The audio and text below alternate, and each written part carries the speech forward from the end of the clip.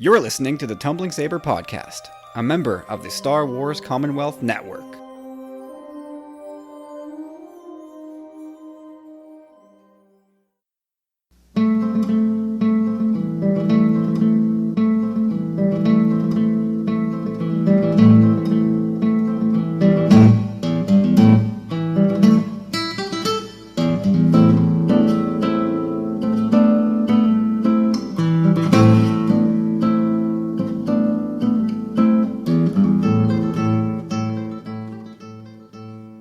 Ladies and gentlemen, welcome to episode 45 of the Tumbling Saber Podcast. Thanks for tuning in and making us a part of your listening day.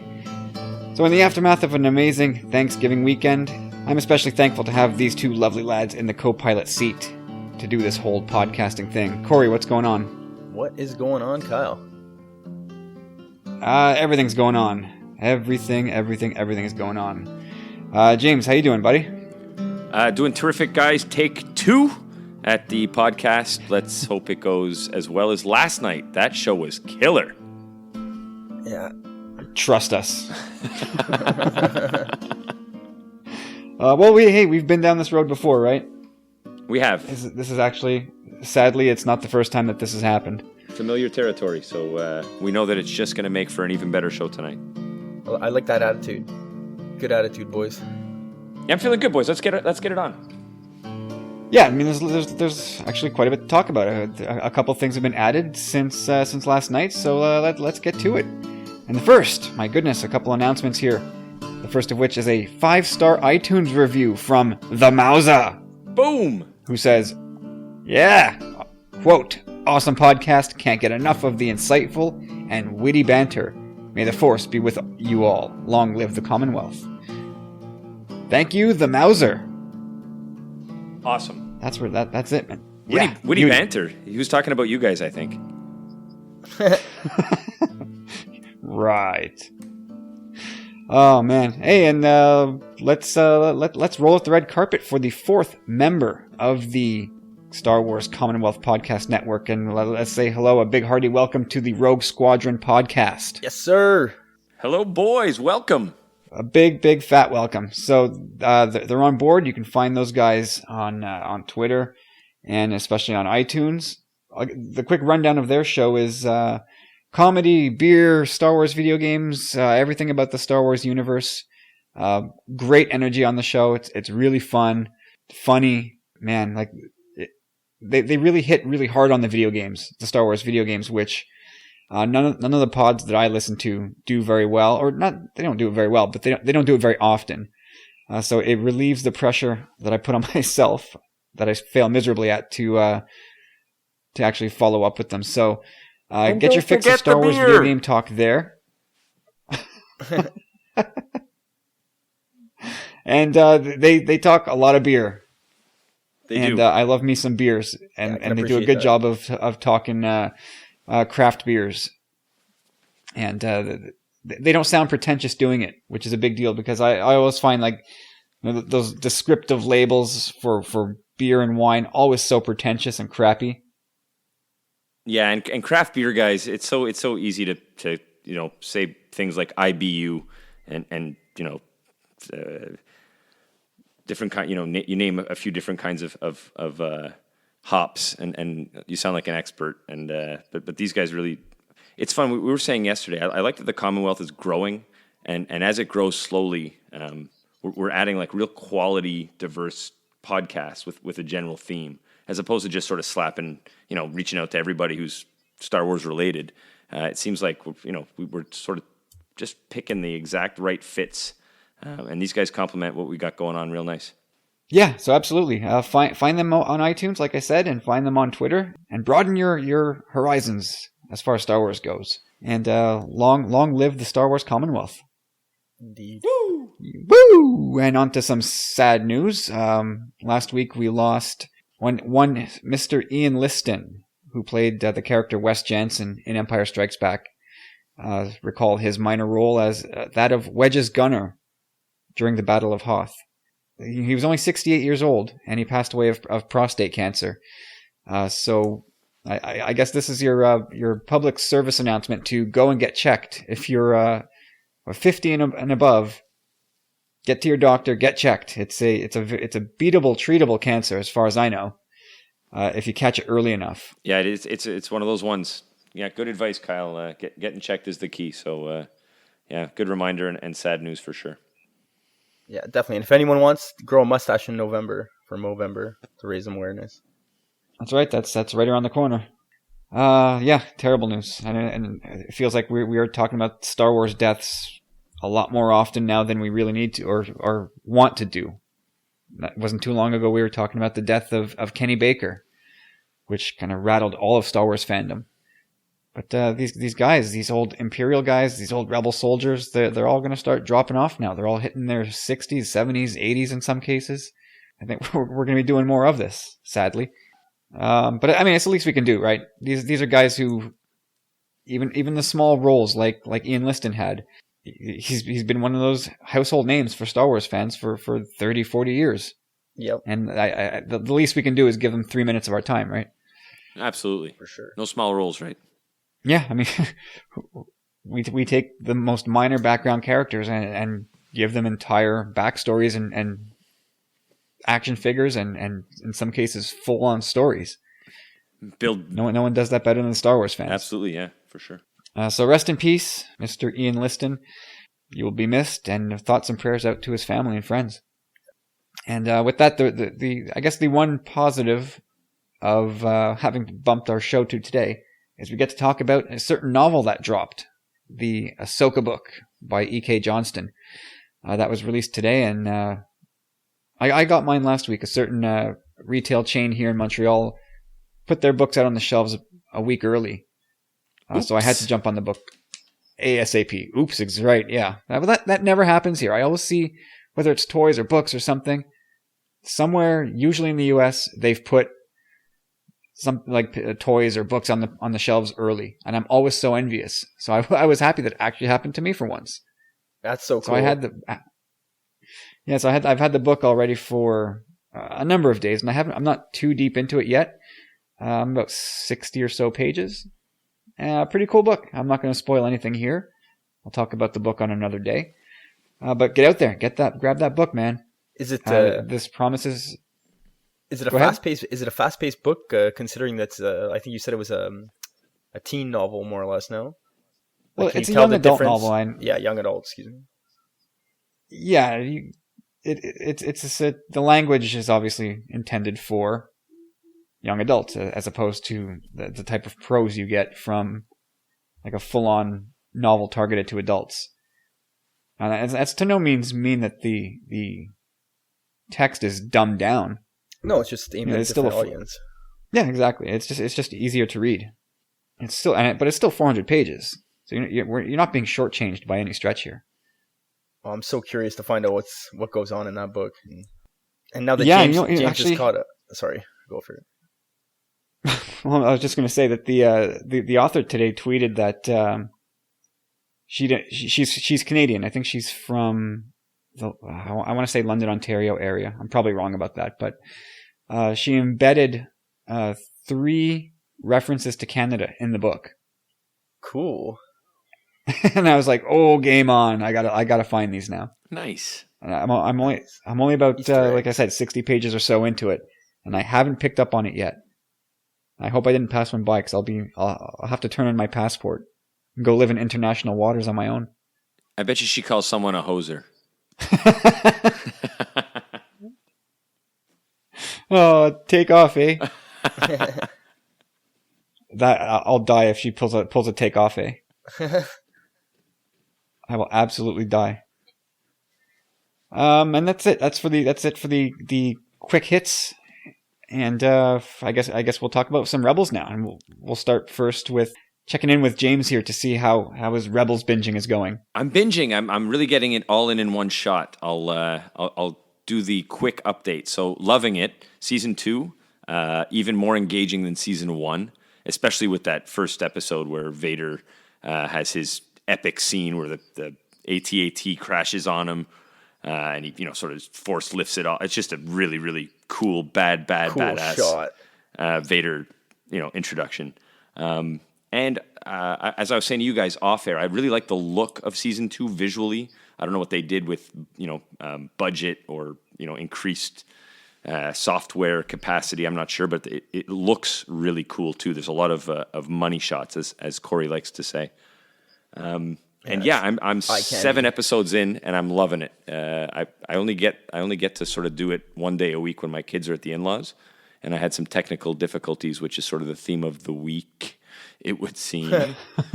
I can't name this episode technical difficulties. We've already done that.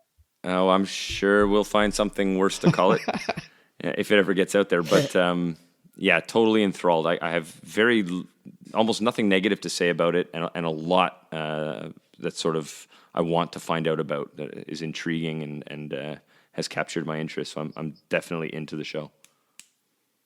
Yeah, you have no idea how happy that makes me, James. No, it's awesome. The new, I met 2 new Inquisitors. I'm really liking the Ahsoka Tano, which sounds like katana. Ahsoka Tano, katana. She's got 2 katana blades. I'm sure phonetically that's not an accident, by the way. But I'm down. I'm really down with this character. I like them all. I can't wait to find out more about Kanan.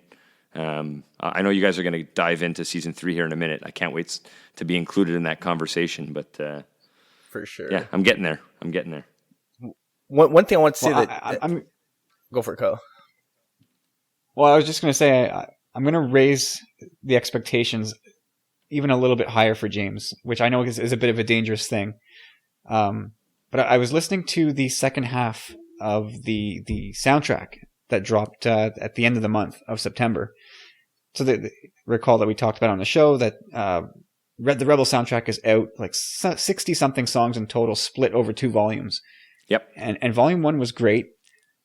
And then Volume 2 followed a week or 2 later. And so I listened to it on my drive back from Toronto a couple days ago, actually yesterday. And it is unbelievable how good it is. It is. I talk all the time about the Star Wars music and how much I love it. Like, I'm going to listen to that second half of season 2, that second volume, a lot. It is spectacular. It is so good, and certain cues reminded me of which episodes they came from, and specifically the finale. Yeah. Which I will go on record now as saying, I was thinking about that episode as well. It's not only just one of the best animated bits of Star Wars, I'll say it's one of the best bits of Star Wars, period. Agreed. 100%. 120%. Is that is that Holocrons of Fate or something similar? Is that the title? Twilight of the Apprentice. That's a season 3. Yeah, Twilight of the Apprentice. Once you get there, like that, for me, is among the very best Star Wars, period. Okay. Well, I should be there by next weekend.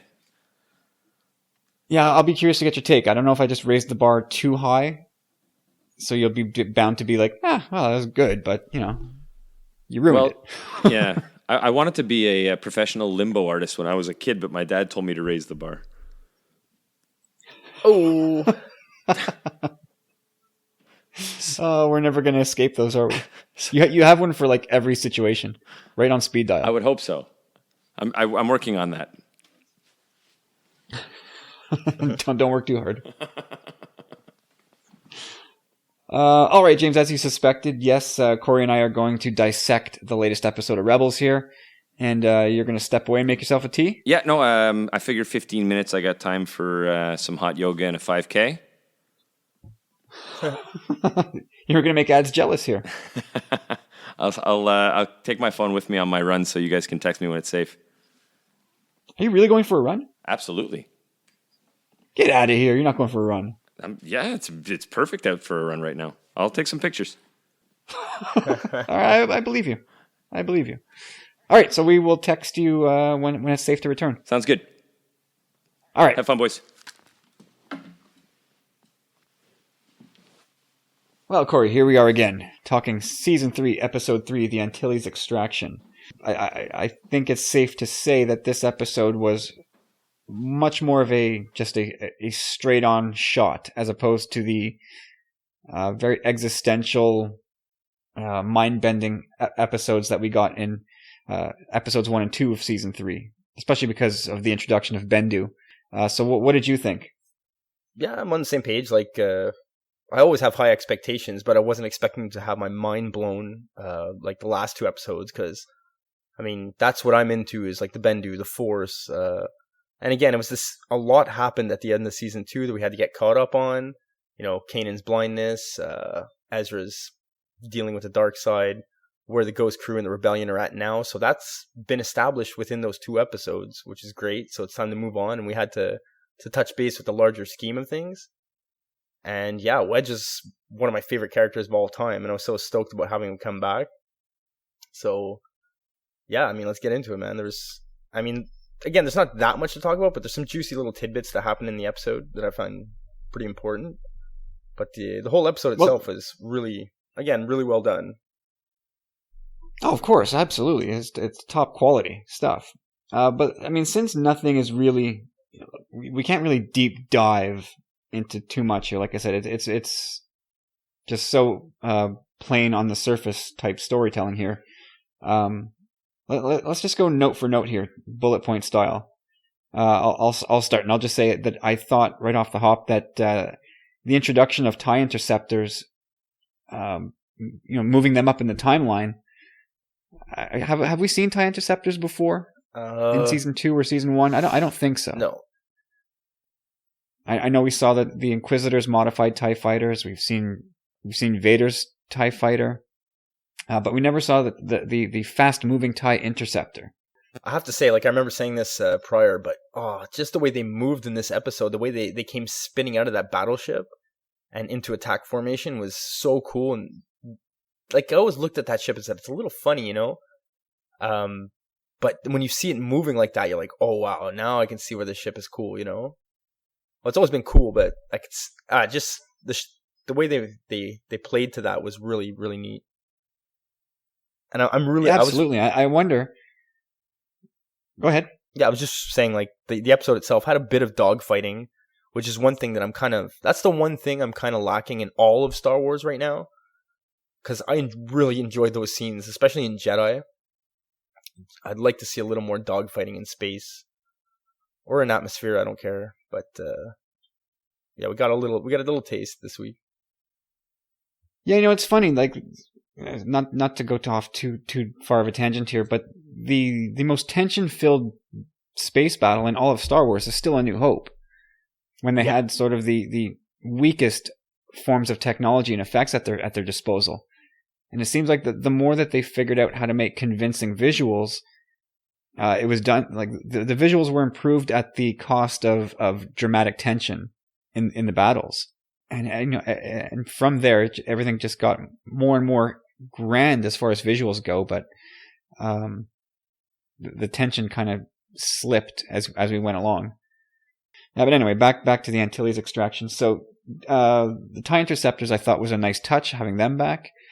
It makes me wonder if we'll ever see the TIE Striker that is due to show up in Rogue One. I wonder if they're going to make an appearance in Rebels at some point. Yeah, it's possible. I think it would make sense, right? Unless they, for whatever reason, they like to keep those reveals exclusive to the movie. Well, no, I mean, even Filoni himself had said something along the lines of, like, the tone is, as we grow closer to Rogue One, like, the tone and visuals, like James was saying, are going to grow darker and more in tone with that film. So, yeah, it's more than possible. Yeah, for sure. So, all right, hit us with your first observation. Well, this is kind of one, I don't want to snag it there, but it happened early on in the episode, but my good buddy Chop hooked up that droid AP5, who ends up giving Sabine her ID card. So this is like a shout out to kids of the 80s, which is really cool. So she's checking into the Imperial Academy. She gives the guy her data disc or ID disc, and the R2 unit's like, no good. And she's like, wait, give me that. And she gives it the old blow and rub, like she blows in it, gives it back, works, just like the classical cartridge games, which was really nice. I think it must have been intentional. Oh, for sure. I mean, yeah, that is an obvious nod for any kid of the 80s and 90s who played those old Nintendo's Sega Master System where you had to blow into the cartridge to get it working. Absolutely, that was intentional. And I'm glad that we made the same note there. All right, my next note, still on the TIE fighters. I get a kick out of these things now. A lot of cool interiors, a lot of cool shots of the interior of TIE fighters. Not that it matters at all, but we've marinated in this Star Wars stuff for so long that it's now the nitty gritty details that kind of excite us. Yeah. And to see the inside of all these ships is a pretty cool thing. Yeah, even last week inside the A-Wing. Yeah, I didn't know that there was standing room in those TIE pods. I thought it was just a cramped little ball that you could barely get into. Yeah. But no, Sabine actually was standing in it at one point. All right, go ahead. Your next point. All right, so basically you can the shows kind of portray the fact that the Empire is getting more and more ruthless, as we see the cadets are being trained to attack on innocent cargo ships, while in the same right they're kind of spouting their propaganda in the sense that in the simulations, the Ghost and the Rebels are kind of almost meant to look out like brutal savages in a way. Like the Ghost is like so, which they are. I mean, they're not savages, but they're very aggressive and good at what they do. But they kind of tell the cadets that like these are bad people. Like look at how ruthless they are. And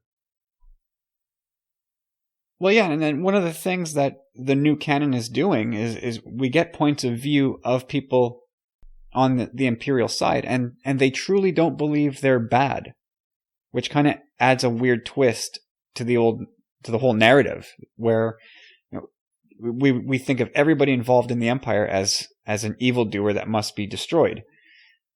But in a lot of the cases, they're not. They're just, imagine, for every wedge that does get out, there are 100 other Imperials who think just the same way he does, that he doesn't want to do this indiscriminate killing, but they don't see a way out, or they don't act because they're too afraid. Exactly. So there's a lot of... It's about getting them in young, because all these kids, even Biggs, like even Luke, he wants to go join the Imperial Academy. Like they're all brainwashed. They're like, oh, it's so cool. Yeah, I mean, they don't see the Empire as that bad. Or bad at all. They see them as keeping peace and order in the galaxy. It's just, how do you interpret the messages that are put in front of you? That's propaganda, baby. My next bullet point is, does this episode make it clear enough that Kallus is the new Fulcrum? What do you think? It really seems that way. Like, the voice of Fulcrum really did sound like David Oyelowo, I believe is his name. Oyelowo?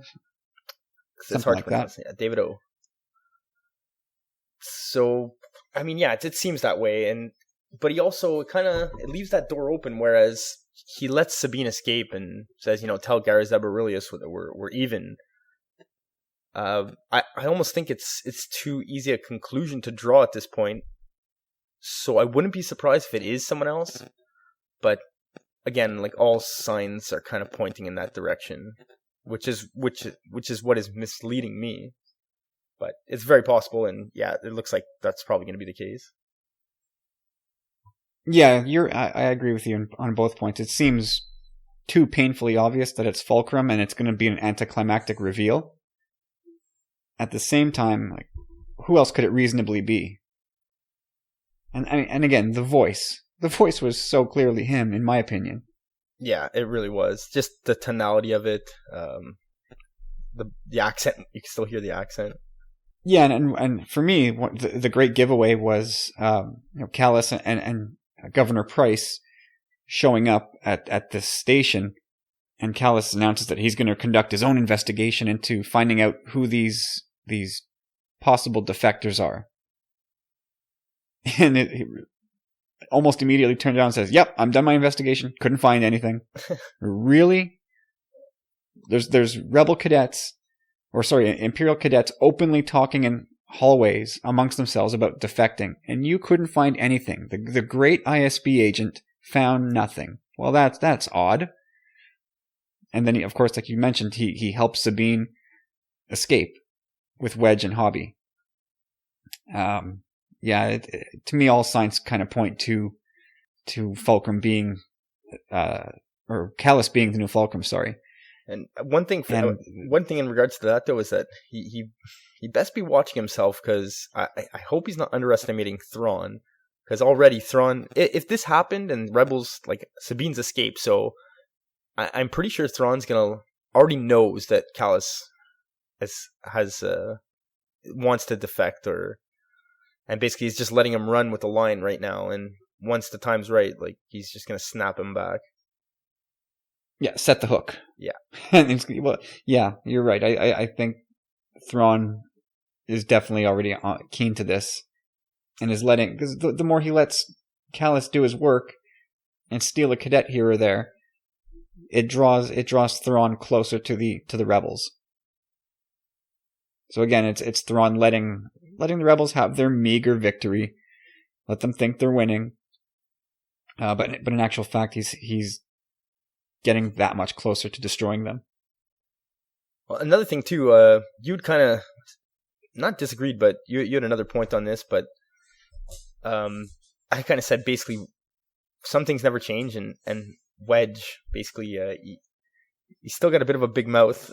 He's talking in the middle of his simulation, and they say that's against protocol. So it kind of reminds me of Cut the Chatter Red too, and he's also like, nice shot, Jensen. Like everything, like every movie, he's got a little line like that. But he as they're being interrogated, he mentions Sabine's name, and Price is like, "Oh, Sabine, is it? Let's see what we can find out about you now." So I saw that as being Thrawn's ace in the hole, but you were kind of saying that you were under the assumption that Thrawn already knows who she is, and yeah, I think they kind of already know who all the rebels are. Yeah, it's true. There was wanted posters and stuff everywhere. I'm pretty sure they do. I just got an image from James who says he's running in his garage. That makes for some pretty boring sprinting. But there he is, running in his garage. Amazing. Well, you know what the one thing I'll take away from this episode is that from now on, for the rest of the time, when I watch one of the original trilogy movies and I see Wedge Antilles, I'm going to think automatically of Sabine Wren. I'm going to make that connection to Rebels every time now, and remember that Sabine the Rebel, part of the Ghost Crew, is the person that got Wedge out of the Empire. And I think that those type of things go a long way to legitimize Rebels. Yeah, not only that, but I think we jumped on this too, which I was not in the know on this, which was another cool surprise. But she also saved Hobby. Hobby defected as well, and there's also good old Hobby. There's also that cool scene where she's in the interrogation room because she fesses up, and they're in detention, and they're like, "What are we gonna do? How are we gonna save her?" And then she's rescuing them, and he's like, "Yeah, we're just gonna come rescue you, Sabine." And she was like, "Yeah, right, let's go." Yeah, I love that they inverted that. I love that they did that. They had the tough girl rescuing the boys. That there's the old tired trope of the damsel in distress, and it's nice to have Star Wars leading the charge and putting women in some prominent positions and getting them in a spot to get the job done. And Sabine is not to be trifled with. I mean, not that we didn't know that already, but she's dangerous, man. Yeah, she's tough. I can't wait until we get to see her with the Darksaber later on. That's going to be something to see. Anything else you want to throw out there? Any was there anything that you weren't happy with the episode? No, I can't say that. Like, it was what it was. I mean, it was a good episode. I didn't have any. I'm not going to get nitpicky about it or. Yeah, I mean, I don't really have a lot to say. I just had a bit of trouble equating the animated Wedge with the real life one. The animated one to me clearly looks like a young man, 18, 19, 20 years old, 21 or whatever. Whereas Dennis Lawson, the actor, to me, even in A New Hope, looked like somebody who was already in his late 20s, early 30s. So there is that kind of disconnect for me. But again, that's a very granular nitpick that I'm not going to dwell on. Otherwise, my last two notes on this was I liked seeing Wedge say, "I can fly anything," echoing Poe Dameron. And I thought that was pretty cool. Yeah, and yeah, for sure. And then the last thing, so the Imperial captain who was flying out there with them, he reminded me of Viper, aka Tom Skerritt from Top Gun, and I don't know if they drew on Tom Skerritt as inspiration for that character, at least visually. But if you watch Rebels Recon, which I did today, they did make mention that base was kind of like the Empire's Top Gun. That's awesome. Oh, for sure then. So for sure, of course, yeah. I mean, to me, for sure, that's Tom Skerritt. If not consciously, then subconsciously. You know what I mean? Yeah, I know what you mean, but I don't think something like that.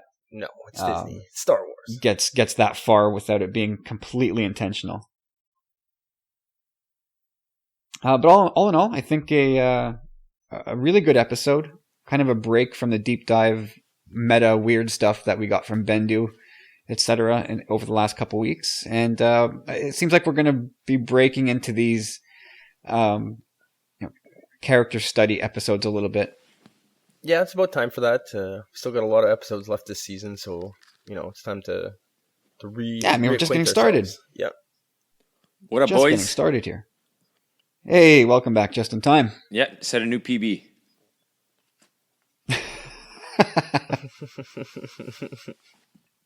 All right, so that's it for the Antilles extraction. James, I can't wait for you to catch up, man. Lots to talk about. Me too. One thing that I can say now without spoiling James is James was talking about Ahsoka's lightsabers. So Kyle, don't spoil James, but I give you full permission to spoil me within this book. If I want to find out where she gets these sabers, because they are so cool looking, and why are they white, and if she has a white kyber crystal. If that's answered, you gotta let me know. She must have a white kyber crystal. I don't know. I'm confused about that one. It's like the dark saber, like what the heck is that? A black kyber crystal. I don't know. Hashtag science. I don't know. Well, that's my question. Is it?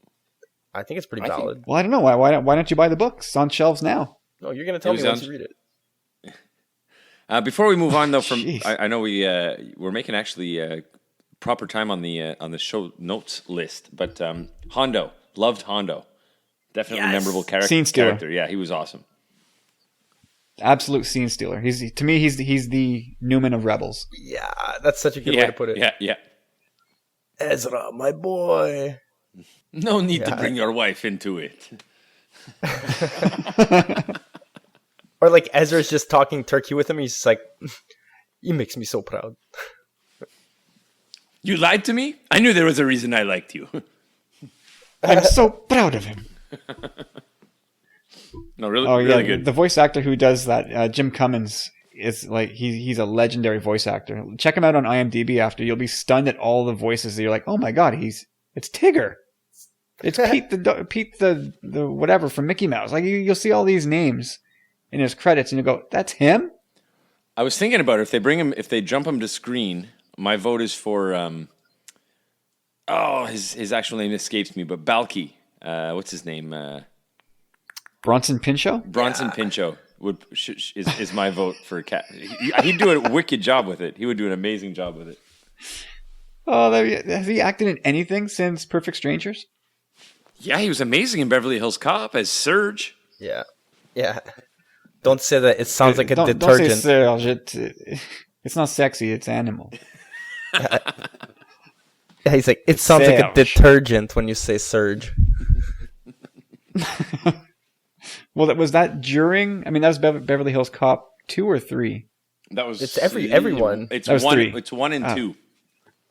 He 1 and 3 because he comes back in 3 to sell him that gun, that giant gun right, microwave. No, he's in the He's in the art gallery in part 1 or part 2, and then Part 1. He's selling that ridiculous gun with the microwave in part 3. That's right. Yeah. That's a classic cameo. Serge. And coming soon, Hondo in episode 9. Oh, he'd be so crusty. His scaly skin would just be flaking off on the camera lens. Yeah, he's pretty old by this point, I would think. But that's the kind of show I would like to see live action. Like, I've always been beating on the drum of, a one-off every episode, new characters, new stories. Just the universe is a big place. But Space Pirates would be a cool one, too. Yeah. I mean, if they did a live-action Hondo movie, it would have to be some kind of slapstick comedy.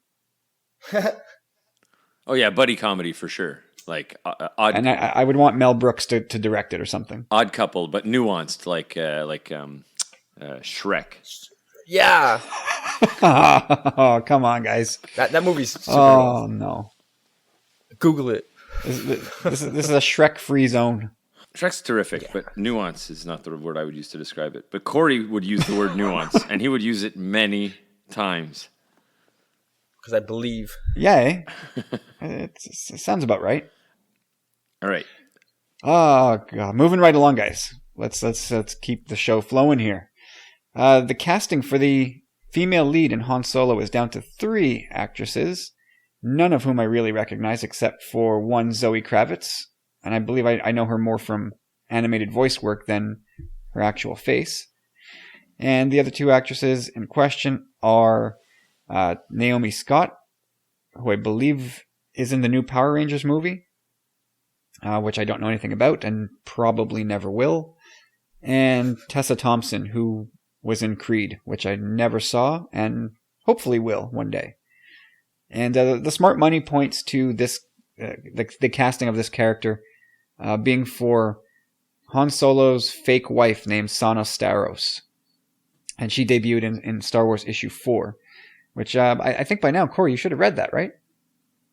No, I'm still in Aftermath. And and that's because you're neck deep in Bloodline. Yeah, Bloodline. Right? Sorry, yeah. Well, I should be reading that tonight, to be honest, but it's true. It's my night. Duty calls. I almost feel like I should put like a deadline to this. Otherwise, I'm coming to your place, walking through your open back door, which you, for some reason, never lock, and taking my stuff back. Way to tell the world, Kyle. Yeah. It's going in my safety deposit box now. Of all the things you own, you're going to put my Bloodline book in there. That seems about right. Yeah. Star Wars. So anyways, Sana Starros was... She showed up in Star Wars Issue 4 saying that she was Han Solo's wife. And that's kind of where the episode or the comic book ended. And fandom was just, what? Han Solo was married? And of course, this is the first and only time we'd ever heard of this woman. She's a cool character. And she gives the show writers over at the Han Solo spinoff movie a good opportunity to inject comedy, some diversity, some representation into the Star Wars universe, in the form of a strong female who is going to be just a strong-willed, assertive, aggressive. I don't know if those are the right words, as Han himself. So, I think you guys, for not knowing anything about this character, I think you're both going to like her. It sounds like we're going to like her. Oh, for sure. I can see her right away. I can see right away that she's probably going to be able to put Han in his place. Yeah, and we talked about this a little bit yesterday, and Corey asked if we thought, if they included her as a love interest, if Han fell in love with her, if we thought that tarnished anything for the Leia love story. And last night I said no, but since we get to do the show again, and I've had 24 hours to think about it, Corey, I'm changing my answer a little bit. Yeah, I think they could definitely have him get plenty of knock plenty of boots to keep this show G-rated. I think there's no problem with having him be like a real sort of player. Galactic player. But if he fell in love and had like... He's a Mimbo. A love story. It might diminish something about the fact that maybe there is something to the idea that Leia was the only woman who, ever like tamed his heart, or however cheesily you want to put it. it might diminish something if they made him fall in love. So changing my answer from last night. Cool. I'm surprised about that because I thought it was a good question. It's the only thing. Having read the piece and having talked about it, I said, that seems pretty interesting to me. I'd like to hear what you guys had to say, and you were both kind of like, meh, whatever, moving on. And I was like, oh wow, I thought it was, it would, like you said, it would diminish from his and Leia's love story, but no doubt can we see Han, like we have to see him as the Captain Kirk kind of like playboy, obviously. Especially being younger and more brash, like for sure we're gonna see that. But I'll be shocked if we see Han getting too attached. No, I don't think we will. Han always puts up the gruff exterior, but he's always got his conscience right there with him, and I could see him sort of leaving somebody in the lurch, whether it's a male or female. And I think maybe they get close, or right before they get close, Han leaves, and it leaves a very sour taste in Sana's mouth. Well, the only reason I could see that, I'm sure he won't do it because he wants to. I think he would do it because she would probably be trying to play him, and he's pulling the triple cross kind of, like he knows that what she's trying to do, and he's going to leave her in the lurch that way. But we look at a female character as kind of like to soften the male character in a way, like to give Han, like you said, his conscience. But I think Chewie's going to be that role in this movie. Like having, hopefully he's going to, we're going to see how him and Chewie, the genesis of their relationship, like. Yeah, I mean, you're onto something there, because too often a woman is used to further the man's storyline. And I think that's done with now, not just in Star Wars, but in Hollywood at large. Like that kind of thing is just it's opening yourself up for some serious criticism if you keep doing that. Well, I think Hollywood's in store for something huge. I think Star Wars has started a revolution with all these these strong-willed women in not that it's not been there before, but I mean Star Wars is. Think about it. You got Padme, Leia, Rey, Jin, Sabine, Hera. Like it's awesome. Yeah, and you're starting to see like mega demand for these characters too. I mean, fan demand brought back Ahsoka, and fan demand had an Ahsoka book commissioned. It's everybody just give people a good characters and they'll sell. I love what Star Wars is doing, but I think we may be leaning a little too much credit there too. It's a sign of the times as much as anything. If you look at the latest Disney movie was about Elsa and Anna. I mean, not the most recent, but even Zootopia's got a female bunny lead. But I think it's a sign of the times. It's just that's what the public has an appetite for right now. So yeah, I think I do agree. But just Disney's being a pioneer. Disney, I think you could name as a pusher, but again, they're is it chicken or the egg, which came first? Is Disney pushing that, or is Disney reacting to what they feel? Yeah, exactly. Is this sort of what their marketing focus groups are telling them they need to do, or is it somebody over there saying, no, this is the right thing to do, and this is what we're going to do? Damn it! Yeah, chicken or the egg, take your pick, but. Disney being the conglomerate that it is, they're certainly listening to some empirical data somewhere. No doubt. So yeah, there we go. We got a good 10 minutes out of a character that only one of us has ever read anything about. Awesome. High fives, guys. High fives. No, I mean it when I say that you'll probably enjoy this character. She's going to be we're talking as if it's a fait accompli here. It's far from. But if it is Sana Starros, she'll be a very cool character. No, from the sounds of it, not a damsel in distress, which we can all sort of agree we're glad they're getting away from. Yeah.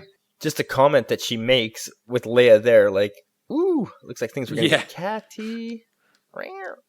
Worlds are colliding, yeah. A Han divided against himself cannot stand!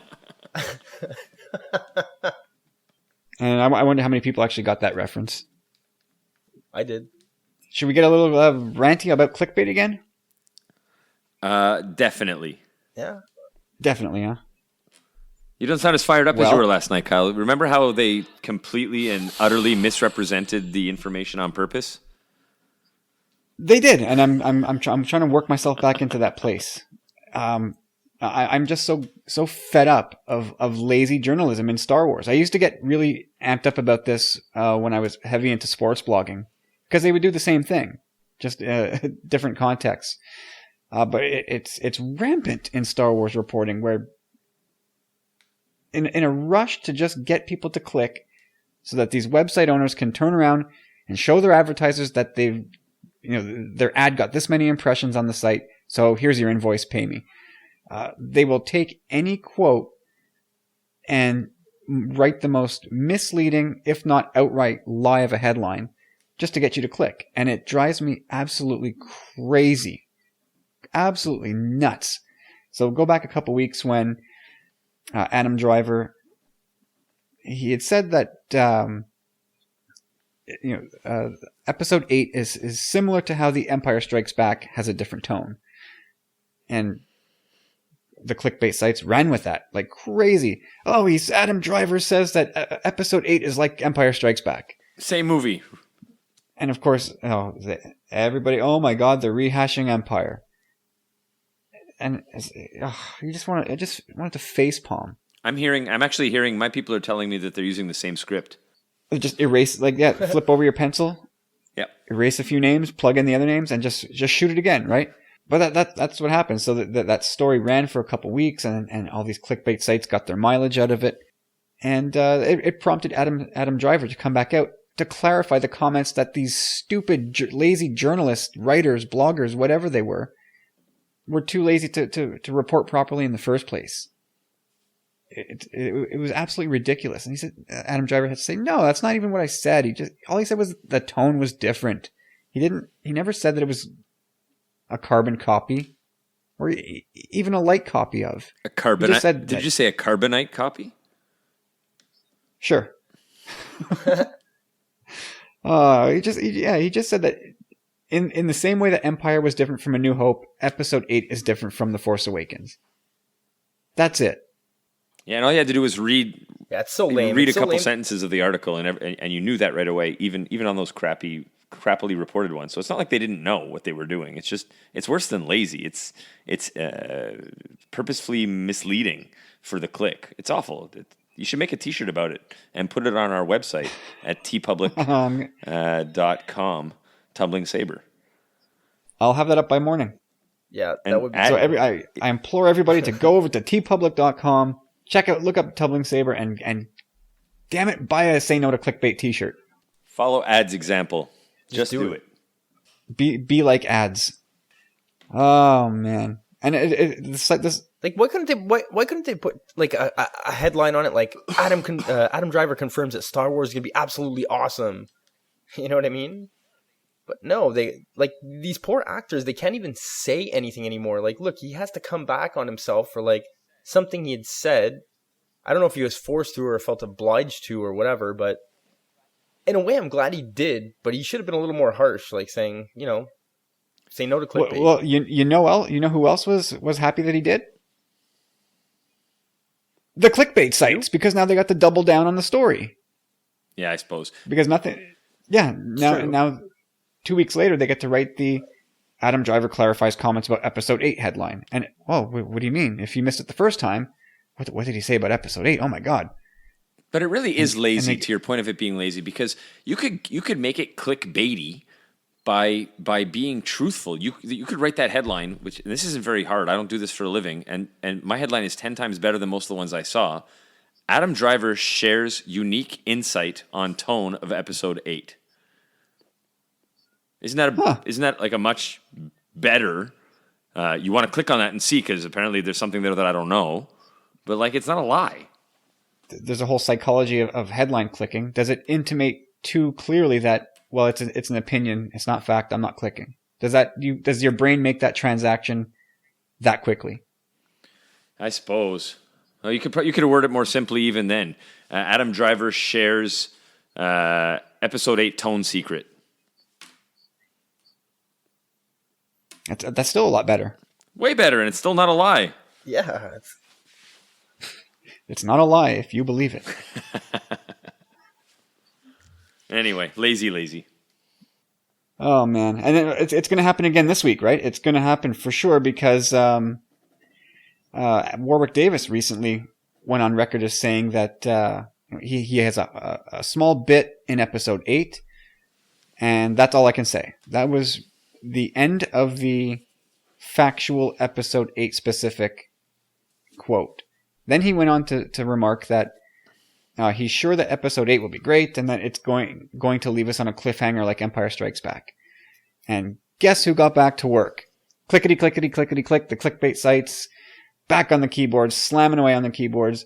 Warwick Davis confirms episode 8's going to have an Empire Strikes Back cliffhanger. No! God, no, he didn't! He just stated his opinion that he thought it might. And I got into it with somebody online who said, no, he clearly said that it would have a cliffhanger. No, read it again. Part of this whole exercise is that you have to read it and comprehend it. He said he thought. Yeah, it's not like Warwick Davis. It's not like he got his hands on the whole script anyhow, you know? No, for sure not. I'd be surprised if he got any script at all. You know, I'm sure he turned up on the set one day. They told him, Warwick, be here 8 o'clock in the morning. And he showed up. They stuffed him into a costume, said, go stand over there. When he yells action, you do this, then you go home. Of course, I'm simplifying it a whole lot. But yeah. And again, I'm sure, you know, Warwick Davis probably knows a lot of people on set, so he probably got to hang around a bit. And for sure, he had to sign his non-disclosure agreement. And he might know a thing or two. But I would still be surprised if they gave him a script at all. It is weird that he kind of chose to say Empire, though, in a way. Because The Force Awakens literally ends on a cliffhanger as well. So yeah, as Mark Hamill. But again, this one has... This movie's going to be good. That's all... From all I'm reading about their comments is that it's going to be... They tried to avoid the word dark and stuff. But we're in for a treat, I think. Like something's coming. You should be in marketing. Something is coming. I think we have an episode title. Yeah. I told you, episode Corey drops episode titles like it's going out of business. Something is coming. It's gonna be huge.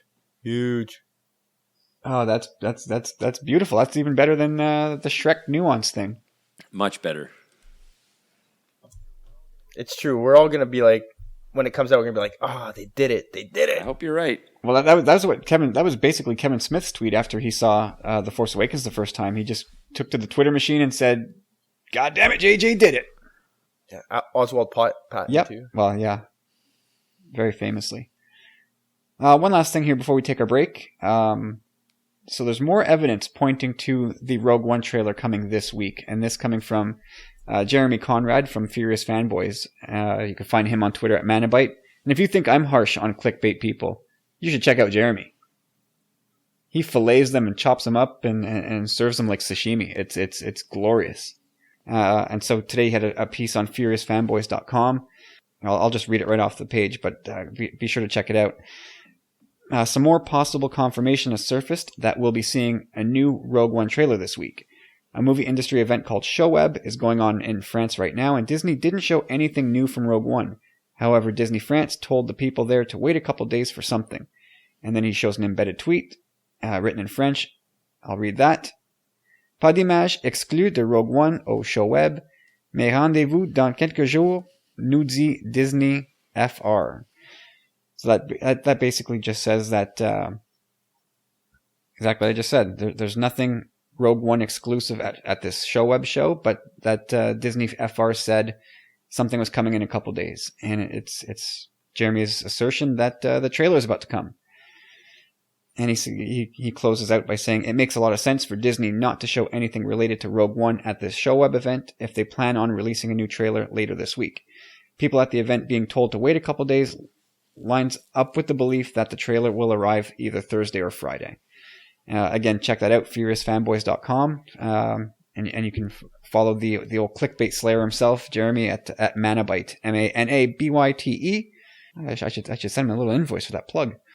Good plug, absolutely. Yeah. Well, seriously. I like Jeremy. I like that he just punches the stuff right in the face. And he's more often than not, he knows what he's talking about. So if this is what he's going with, then I'm also going to fall in line with that. And it also lines up with what Making Star Wars said, that we'd probably get a trailer mid-month. So could be that episode 46 might be a I hate to say it, but it might be a very James-free show. If we're going to talk about a new trailer and an episode of Rebels, you're going to be doing a long run, James. I may be. Hopefully, I'll get myself as caught up as possible for the Rebels talk. But you're right. I am going to avoid this trailer. What if Kyle and I like screen it first, and then if we say like, okay, don't watch it, or if we say, look, it's just all old stuff rehashed, new music, you get a few extra seconds. I don't want those seconds. No. Would you watch it? I've seen too much. No, James sounds like he's tapped out. He doesn't want any more visuals, even if it was, K2SO lubing himself up. Yeah, I got to be honest. I have a little bit of regret for what I've seen. I feel like I've seen too much already. No, I don't. Well, I think what we've seen to this point is perfect for me. I don't know if I want to see anything else either. Like I don't. I can go for those few extra seconds of, okay, like maybe Jyn and Cassian staring at each other, or, just a little slower motion. Who knows what they're going to do? But what we'll do is Kyle will watch and it what first. 80s ballad is playing in the background as things move a little slower? Danger Zone? REO Speedwagon? That's not a ballad. Oh, jeez. I was thinking something a little slower, a little cheesier. Oh, Air Supply. Yeah, some Air Supply, maybe something from Dirty Dancing. Nice. Nobody puts Baby in the corner. Nobody. All right, let's take a break here, guys. My throat's a little bit sore already. And 2 nights in a row of this, and my throat's getting a little bit raw here. So let's take a quick break. We will hear from Talk Star Wars, those wonderful friends of ours over in the UK. Woo! Who do such a good job of not just putting together a top-notch show, but doing the Lord's work for the Star Wars Commonwealth. So let's take a quick break, and we will come back after this.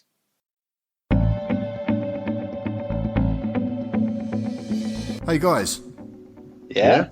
We need to record a promo for the podcast. You got any suggestions? Well, we need to keep it as simple as possible. That sounds good. Something like, if you like Star Wars and you listen to podcasts, you should check out the Talk Star Wars podcast on iTunes. Or we could really motivate people to listen. What do you have in mind? Well, you could tell people they should listen to Talk Star Wars, or they will feel the power of a fully armed and operational battle station. No. You can't do that. Why? We can't threaten people. Oh. Steve's right. Simple is probably best. Like this. I'm Mark.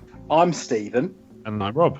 If you love Star Wars, And you listen to podcasts. Then you should check out our show, Talk Star Wars, you can subscribe to Talk Star Wars on iTunes. And find us on Stitcher Radio. and find full episodes of the podcast on our YouTube channel. You can find the podcast and everything else we do at talkstarwars.co.uk. And you can play with us on Twitter by following @TalkStarWars. You should also head to facebook.com/Talk Star Wars and like our Facebook page, or we will strike you down with all of our hatred, and your journey towards the dark side will be complete. That's not cool. I've said it now.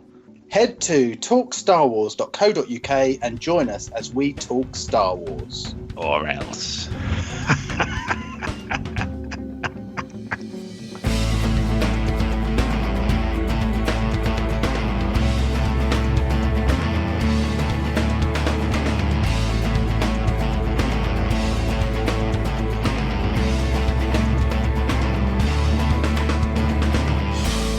And we're back. And it's time now to hear from one of the great knights of the Star Wars Commonwealth. There are now 2 knights of the Star Wars Commonwealth. We have Ads and Connor, distinguished gentlemen they are. And let's hear from Ads this week, who brings us a couple questions. And Well, listen to those right now. Lads, I am incredibly honoured to accept your knighthood, to even be a small part of your fantastic show every week will be an immense privilege, and I thank you for that. I just need the lightsaber scars to now mend on my shoulders and I'm good to go. So my addition to this week's episode relates to the new HBO show, Westworld. And I've got a couple of questions stemming from that. So you've packed your bags, you've booked 2 weeks off from work, and you're about to embark on a holiday to Star Wars world. Which part of the Star Wars universe do you want to go and visit?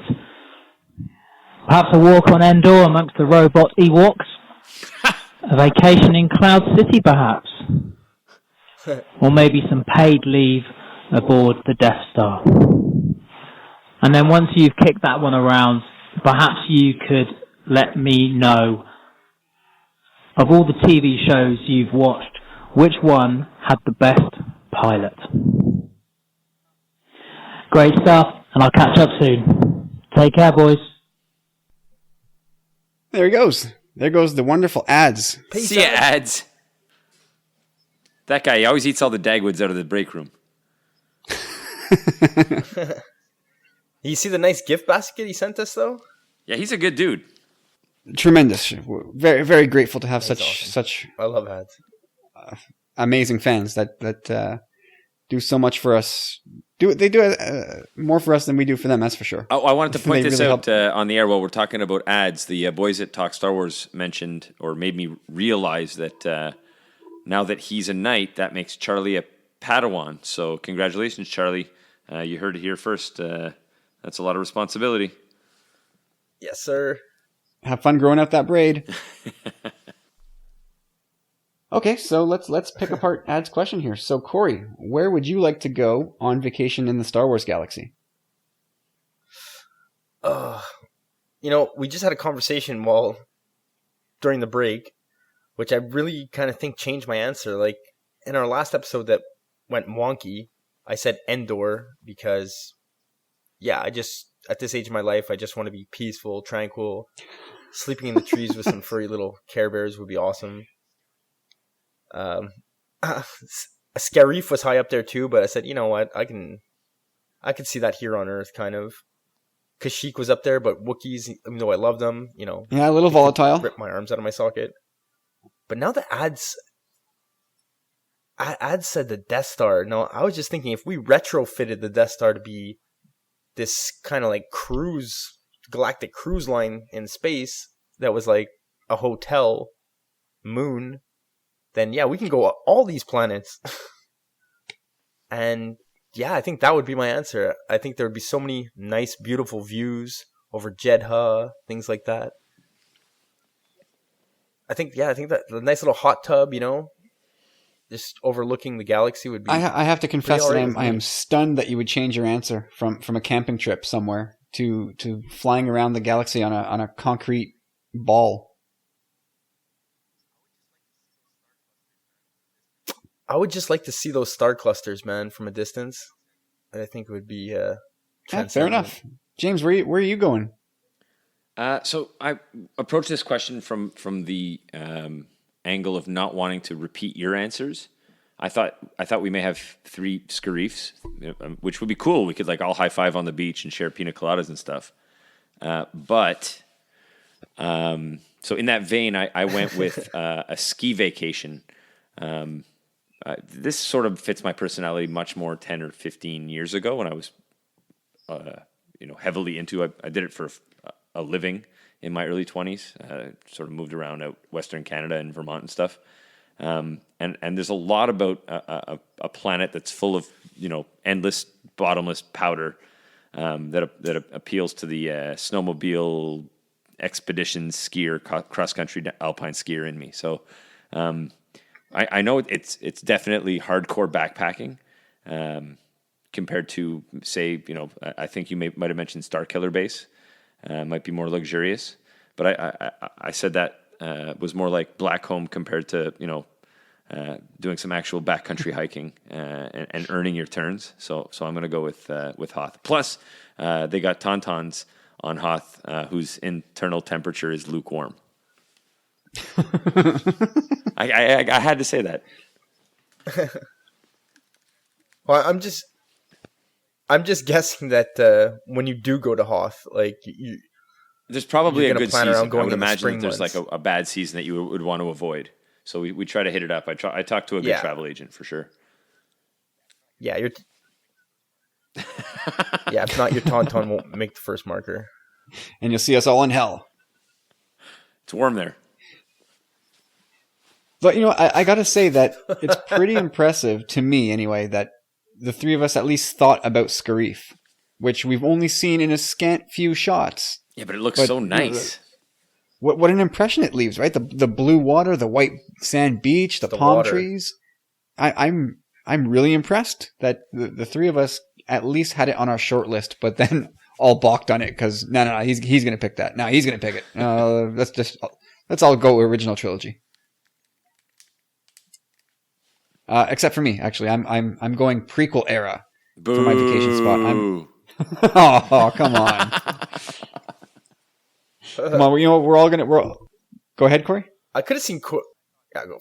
Well, I was just gonna say, like, quickly, we didn't mention Coruscant, and I thought I had said in yesterday's podcast, if we were all to go out together, like the entire Commonwealth, I think that would be the best place to go because I'm sure you could find the Vegas of the galaxy. I am much more at this point, and I mean, I never have been like a loud club type. I much prefer just to go sit in a club or sit in a pub somewhere where I can hear myself and my friends think. You can hear your friends think? I'm not hanging out with you anymore.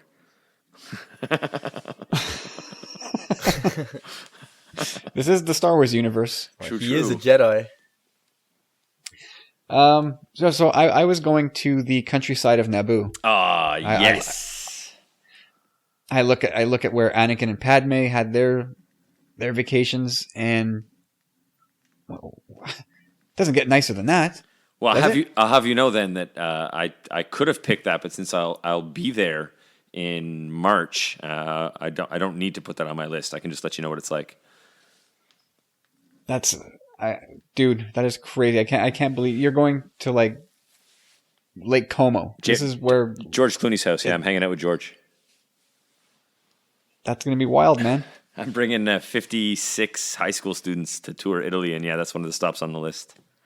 Pretty pumped. And you can tell them all, like, guys, this is where classic cinema history was made. Attack of the Clones was shot here. Every tour we've done, actually, we've seen some pretty, like, if you go through Florence or Siena, there's a bunch of stuff that's been in Bond movies. So there's been like Casino Royale and a few of the newer Bond movies were shot in these cities. So we get to show them some really cool stuff, and they eat that stuff up. It makes it relatable to them, They're going to love that they're visiting Naboo. Yeah, for sure. Well, I think a lot of these kids were babies when Attack of the Clones came out. Yeah, but you know what? Star Wars is cool with high school kids. Like they're into it. They like Episode 7, and they have been shown, like they're aware of, and most of them know and have seen the movies, especially the prequels, actually. Well, that makes me happy. Yeah. And one day we have to check out that fan documentary about the prequels. We got to come back and talk about that movie. Yeah. So much that I can't remember the name of it right now, but we'll get to the bottom of this. I'll get Donald Trump's investigators to look into that for us. I'm sure they'll do a bang up job. Oh, all right. I mean, that was it for that part of the question. And the second part of Ad's question was a TV pilot that really resonated with us and sucked us into the rest of the series. James, why don't you go first on this one? This one was really easy for me because as soon as I read the question, there really was only one answer. It was January 31st, 1988. I just finished watching the Super Bowl. The Redskins beat up on the Broncos. And as a 12-year-old boy, I watched Winnie Cooper and Kevin Arnold make out at the end of the premiere, and I was hooked for life. Awesome, awesome, awesome show. Not just the premiere, which was amazing, but the show itself was killer. Oh, no question. It was such a good show. Yeah, classic. And that episode, Yeah, it really was. It was so like just the themes of every show too. You know, like they always had like they were always heartfelt. I'm probably gonna make myself sound foolish by asking this question, but do you guys know who the narrator was? yes. Okay. Yeah, I can remember, his name. It's the tall thief who's not Joe Pesci. but it was Daniel Stern. Stern, thank you. Yeah. exactly. That's what I was just gonna say. Yeah. The no, Wet Bandits. There you go. It was good. I remember calling my buddy Chris Ryan at like whatever time it would have been at, because it premiered after the Super Bowl. So I don't know, 11:30 at night or something, and being like, "Did you see that kiss? That beautiful girl?" Oh, like I remember freaking out. 12-year-old hormones racing. I was just not only was it a cool show with this really beautiful new actress, but like it perfectly encapsulated growing up in suburbia. Like it was set in the 50s, but perfectly encapsulated suburbia. Was it set in the 50s? I thought it was set later, like with the backdrop of the Vietnam War, and his older sister was a hippie. You're right. It was the 60s. I think it was this. You're right. Absolutely. Yeah, it was the 60s. But I mean, It was the 60s. Regardless, it was set 20 years earlier than it was actually airing, but it's so perfectly nailed being a kid. Yeah, yeah, and the family dynamics, and I really remember a lot about that episode. Like I wonder if that show still holds water today, or if kids watch that now and just can't relate because so much has changed. Yeah. It's sad. And it's true. I think so much has changed, like with cell phones and all this stuff. Well, and like we talked about earlier, before we started recording, that there's no more stay-at-home parents, or very few of them anyway. You know, like everybody's like a two-income home out of necessity. So kids, I don't think kids would recognize the family dynamic that was at play there. No, in a lot of ways too. They're so far removed from no internet. Like that idea to them, not having their cell phones in their pocket, not being connected all the time. To watch shows that happened in that era, like it's just boring to them. If it's not, adventure movie or pirates, or like it's just. I talk to kids, like I work in a high school, and I talk to kids about what shows they're watching, what shows they like, and the classic stuff. And no sitcoms and none of the stuff we watch holds up for them, because it's just they can't relate to the Huxtables hanging out in the bedroom, and waiting for the callback and not having caller ID, and they just that scene doesn't make any sense to them. Yeah, or everybody sharing one TV in the house, right? where everybody kind of walked around with a TV in their pocket now, fighting over the remote, or not being able to pause TV, so that having to pee and waiting for the commercials, all that. You're waiting 17 minutes into an hour-long show so you can just skip all the commercials, but yet end at the same time as everybody else.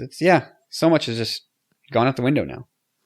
At any rate, that's progress. That's they call it progress, right? So Wonder Years was James' show. Corey, what's your show? This is actually a British show that I caught probably back in like 2007, something like that. Really, really good, star-studded cast. Again, British show on the BBC. It was called Hustle, and the first episode was called The Con Is On, and it's just like really high-class grifting. You just don't know where it's going to take you. The show, it's they got your head on a swivel, and you don't know where you are by the end. And once it all comes full circle, you're like, booyah! Like, cool. I don't know that show. Cool. Mind blower. I do not know the show whatsoever.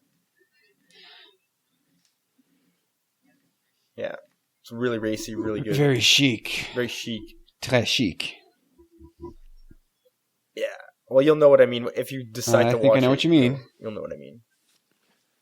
My show was hands down best pilot I've ever seen was The Walking Dead first episode. Just pulled me in immediately. Hands down. Yeah, Is that a hands down. zombie pun? Nope. No, it's just that resounding. It was, I got into Walking Dead 3 years after it actually kicked off on TV, so I was well behind the curve. But week after week, I would hear about The Walking Dead and how addictive and intense the show was, but nothing really triggered me to get into it. And then just one summer night, I was at home, I was in the basement, decided to, all right, you know what, I'm going to give it a shot. And yada yada yada. 4 hours later, I'm still 4 hours later. I'm still watching season 1. It's like 3 or 4 in the morning, and I'm still going. I could not stop watching, and I had to be up early. Of course, the next day with daycare and getting the kids off to where they need to be, and I just could not stop. But that first episode. You get introduced to Rick and his family and Shane, and then the whole world just falls apart around Rick, who's in the hospital, in a coma. And when he comes to, the world is gone. And it was just done so convincingly well, at least to this amateur's eye, that I just totally bought in immediately. And nothing really has come close, though I will say that Strike Back, which is another UK-based show with Hollywood-level production quality, is the closest second to The Walking Dead's pilot. And the only reason why, or the biggest reason why it's not closer is because this season 1 for us was actually season 2. I think it was produced by... I can't remember the production company that did Strike Back in the UK for season 1, but it changed hands. Came across with Showtime, I think, in North America, if I'm not mistaken. Maybe it was HBO. But yeah, our season 1 is actually the UK season 2. So there's a bit of a disconnect, but what a great show. Action-packed, week after week. So good. So good. If you ever find yourselves looking for... an action show, that I can't recommend that enough. Cool. Any other honorable mentions quickly before we move on? That sounds awesome. Yeah, I'll do J.J. Abrams' shout out for Lost, even though I absolutely despised how they ended that series. I feel like the writers just laughed at the audience, saying they trumped us. They were like, look, they'll believe anything. We'll just say whatever we want, and then we'll laugh as we cash our checks. But the premiere was amazing and totally engaging, and the first season had me hooked, really hooked, doing homework and figuring out riddles, and I thought that there was actually a plan, but really a really interesting show. Yeah, I never watched a single second of that. Well, don't bother because the end is so bad. Yeah, I remember the night that it ended, and I was following along on Twitter as I usually do, and just the feeling of disappointment across the board.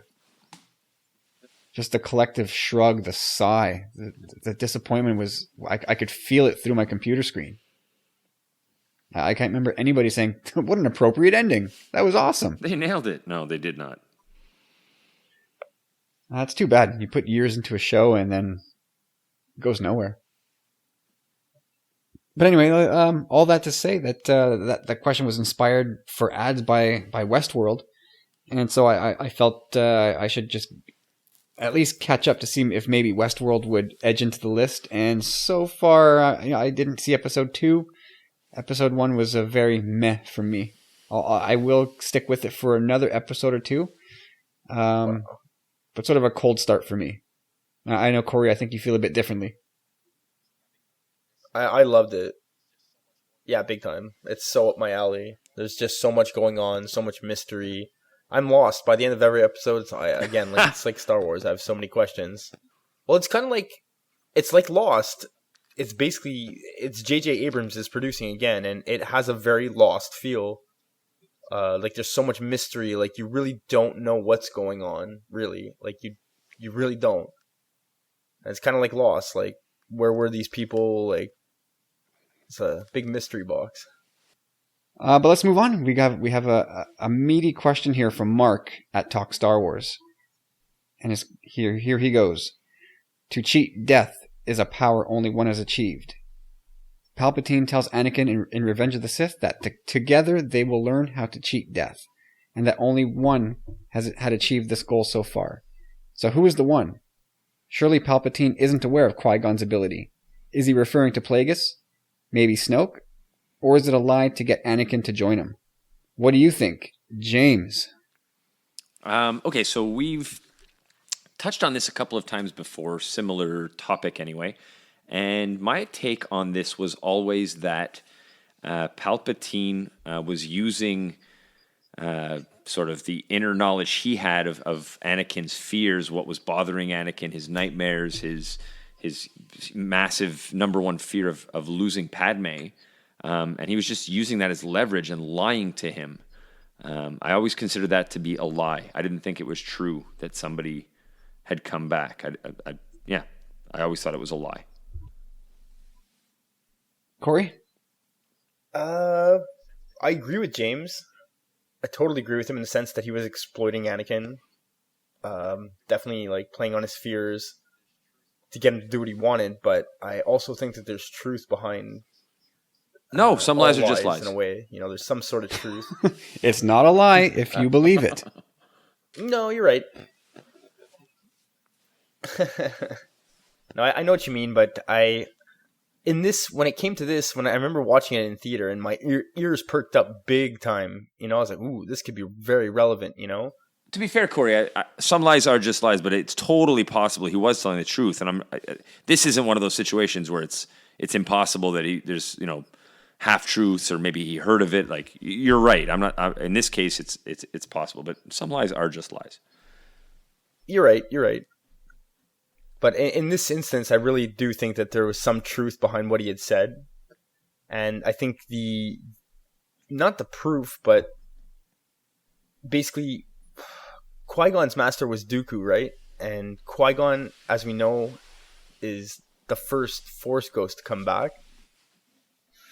Which kind of leads into the fact that, Qui-Gon was kind of rebellious and they weren't exactly like your straight edge Jedi. They kind of walked their own path in a way. So I kind of got thinking from there, and that's kind of where I kind of came to an end. But okay, I'm just gonna throw. I've had time to think about this. I'm gonna throw a monkey wrench into your Qui-Gon thing here. Padme wasn't a Jedi, so there's even if somehow the fact that Qui-Gon came back as a ghost is like a roundabout way of saying he cheated death. Although we all agree he's dead, right? But even if the Force Ghost thing is like a sort of a loophole, Padme wasn't a Jedi, so this does not lend credence or weight to this lie that he's telling Anakin that there's powers that could save Padme. She's not going to become a Force Ghost. Boom! No, I think you need to be a Force user. No? Boom! I don't know. I'm not convinced. Because you don't listen to reason. I think part the Mortis arc, if it plays, would have some part of this discussion, some influence on this discussion. There was the idea of bringing people back from the dead there. I have to say, like, if you'd asked me this a couple days ago, I would have said, "Oh, Palpatine was just lying." But when Mark suggested that he's not talking about Qui-Gon, and I thought, well, let's play with that. Let's see if I can find something there. And the more I thought about it, I don't know if I'm convincing myself of something that isn't there, but I thought you are absolutely yep, you are. Well, here's what I was thinking. That Palpatine paints himself as somebody who studies all facets so that he can understand the great mystery and be the wise and powerful leader that he brags about. And he doesn't just follow the narrow dogmatic view of the Jedi. So that being the case, and assuming that the living and cosmic force, the two sides of the force that Qui-Gon told us about, are not exclusive to the Jedi, then why couldn't Palpatine sense Qui-Gon's transition to Force Ghost and have the reaction of, well, how the hell did you do that? And having Qui-Gon be the guy that in Palpatine's mind going, you're the one that cheated death, buddy. You're the first person to cross over and retain your identity. I'm going to figure out how you did this. And I'm going to do it with the help of the Chosen One. If he can do it, I'm going to figure it out with him. And I Except we look at the dialogue too, Kyle, right? And he says he's talking about a Sith. Yeah, and Anakin asks him, is it possible to learn this power? And Yeah. Palpatine says, not from a Jedi. Not from a Jedi. So he's definitely not talking about Qui-Gon. I like what you're saying. I like the idea that, that there's it fits in the time of it. There was a Force Ghost that existed, and Force users are sensitive to each other, so you can force that square peg through that round hole if you really want to. But that is certainly not, you're retconning something to fit your interest. It's not what was intended in the. You're probably right. In the You're writer's probably mind. right. If I had to peg a percentage, I'm like a 60-40 that it's a lie. But I think there could be something to the Qui-Gon thing if they wanted it to, and I think I really wish that I had suggested that before we do this question that we watch the Mortis trilogy and watch a couple episodes from the 6th season of Clone Wars, which are exclusive on Netflix, where Liam Neeson reprises his role as Qui-Gon and talks to Yoda about how he did what he did in coming back as a Force Ghost. I think there could have been some extra insight gleaned from that. Maybe we will one day. Well, I'm open-minded. But I also think, like, that's it. Like, I just think it's up for so much speculation. I really don't. I'm 60-40 in the sense that he wasn't only trying to exploit Anakin, but there is some truth to his whatever game he's playing. But the Sith and Jedi have been around for millennia after millennia, so there's so many things that aren't unknown that he could have like maybe dug up. I'll say, look, if he was not lying, I think it was Plagueis or I don't know Snoke or himself that he resurrected. If it's not a lie, I think it's one of the bad guys that he's talking about. My next reach would be I won't reach to Qui-Gon. I just don't think that. I think they could make it that if they wanted to, but I just don't think that's what it is at this point. And yeah, there's no reason to revisit all that. I mean, these guys, their stories are told. No, probably not. I think what is, and if it's ambiguous, I think it's going to remain so. I don't think there's much need to revisit that part of the prequels and flesh it out any further. I don't think there's much value in that. Unless it's Snoke. It's Snoke. We want the Qui-Gon. I do want that, but I want it to go way back. I want it to go back to when Qui-Gon was like 25, 30 years old, as opposed to 50, where we see him in The Phantom Menace. Oh yeah. That's a good question, doubt. Mark. That was fun. I like when we disagree on the show more than when we agree. I have much more fun. Well, I mean, it makes for no doubt a better show. Opposing viewpoints are good. Now let's talk Clinton and versus Trump. Or maybe not. I don't know. We'd all just agree anyways. Yeah, it'd be what, 2 hours of making fun of Trump and his supporters from now on. Okay.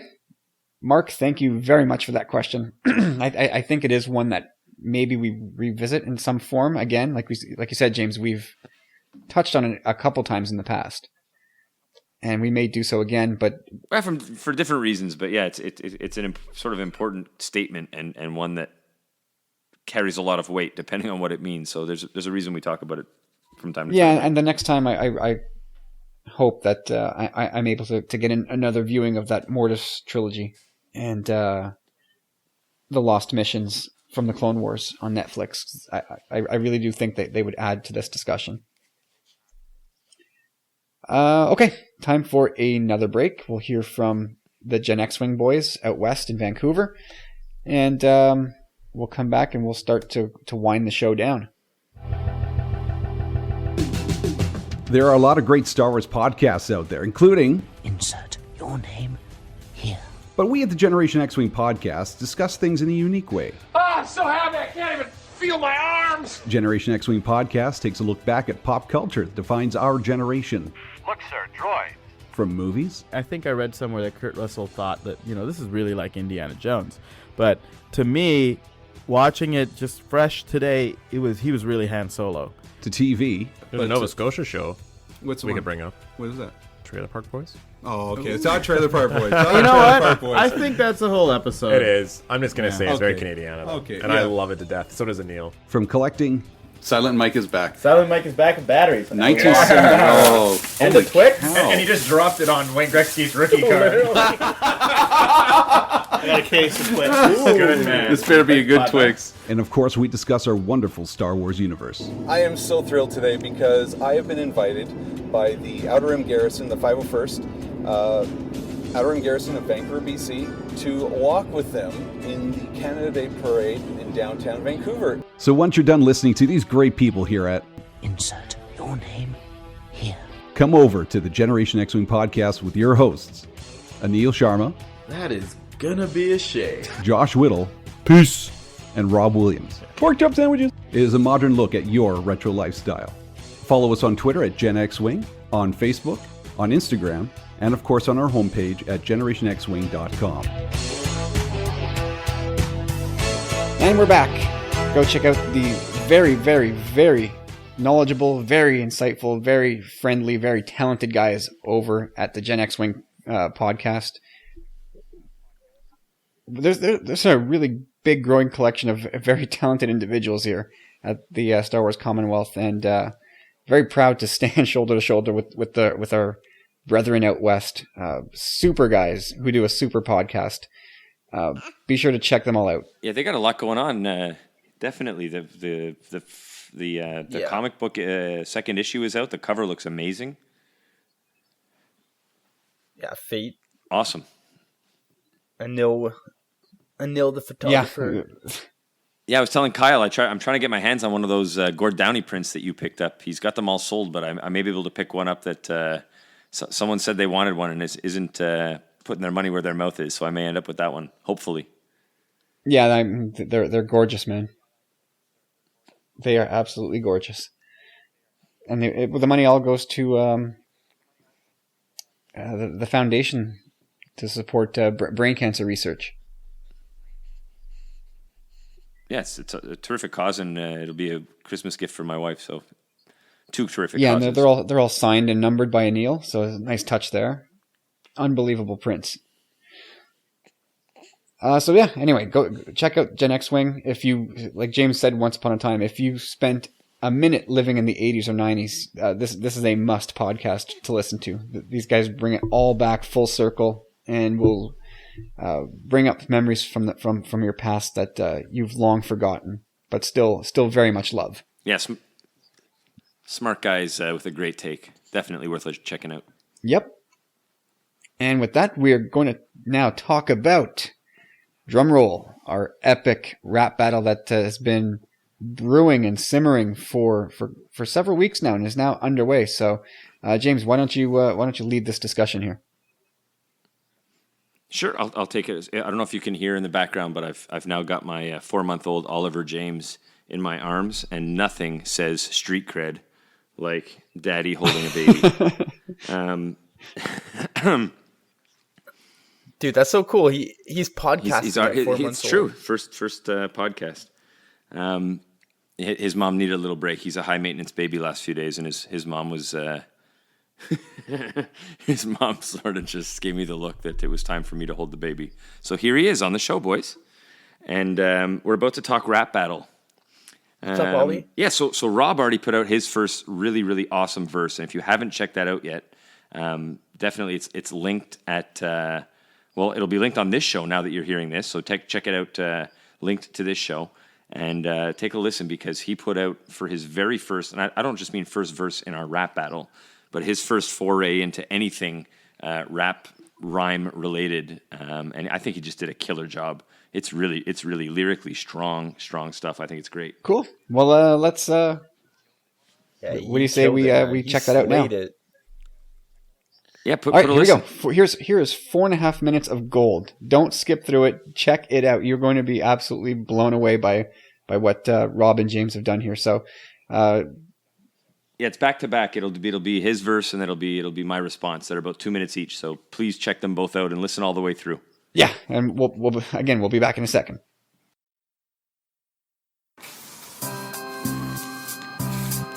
James, you asked, and I'm answering.